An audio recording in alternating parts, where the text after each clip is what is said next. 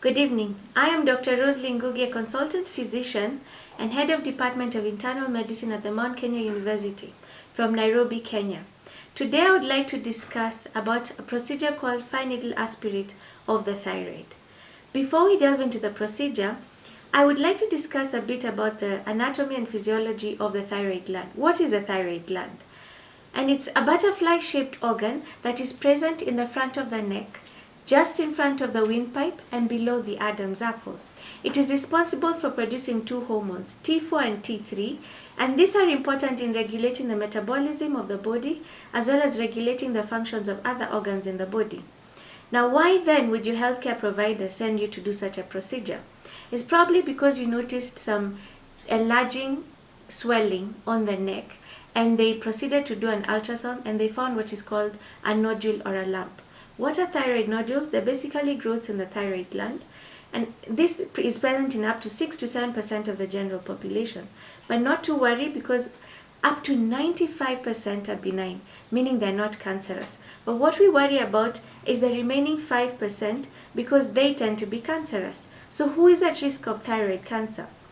If you have a sibling or a parent or a relative who's had thyroid cancer or any other cancer, then you are at risk of thyroid cancer, as well as if you have had neck irradiation. So this procedure will try and differentiate between benign and malignant.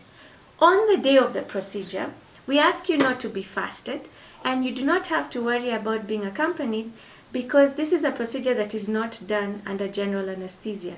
It is just done under local anesthesia. So you may or may not become unaccompanied.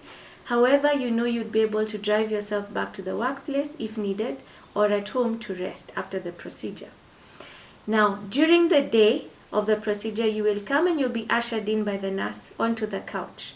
We'll expect you to extend your neck. Should you not be able to, we'll assist you by putting a pillow under the shoulders so as to be able to extend the neck.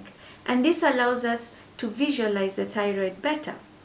Then we'll go ahead, using the thyroid ultrasound probe, we will be able to visualize where the nodule is.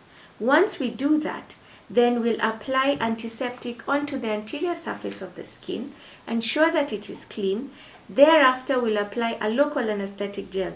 Should that not be available, then we'll use ice to numb the area so that you do not feel any pain during the procedure. We will ask you not to swallow, because if you do, that actually causes movement of the thyroid gland and we may not be able to get to see the nodule adequately.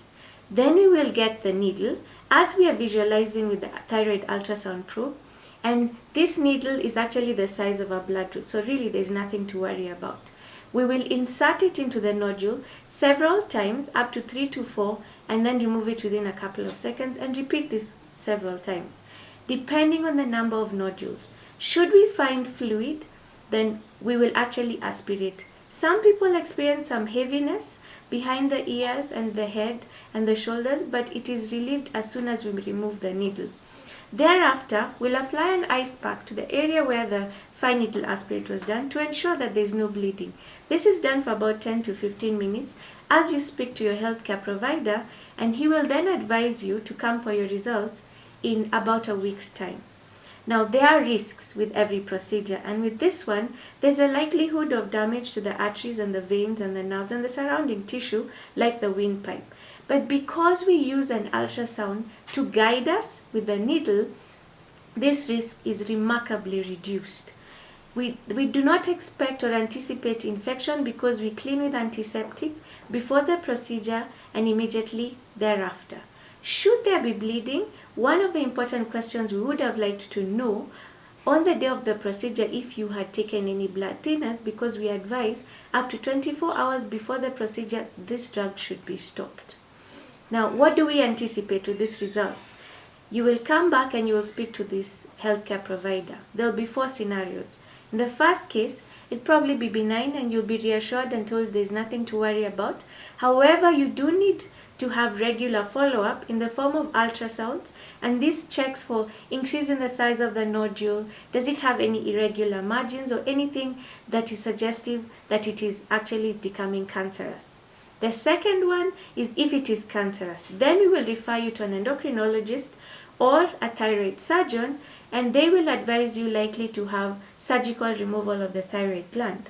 The third one is indeterminate, meaning that during the process of looking at things under the microscope, we found that there were some abnormal cells, cells that are suggestive of cancer, but the rest of the cells were normal.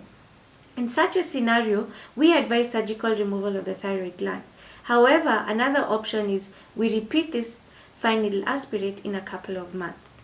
And the fourth one, which rarely occurs but can occur, is if you have an inadequate sample.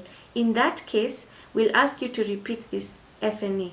Should you decline to have this fine needle aspirate done, then what we would advise you is to have serial ultrasounds.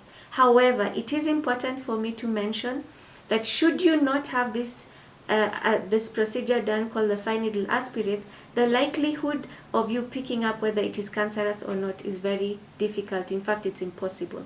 Thank you for your attention. I hope I've been able to describe this procedure well and in detail. Should you have any questions, please feel free to ask, and you can mention them in the Dropbox. Thank you very much and good evening.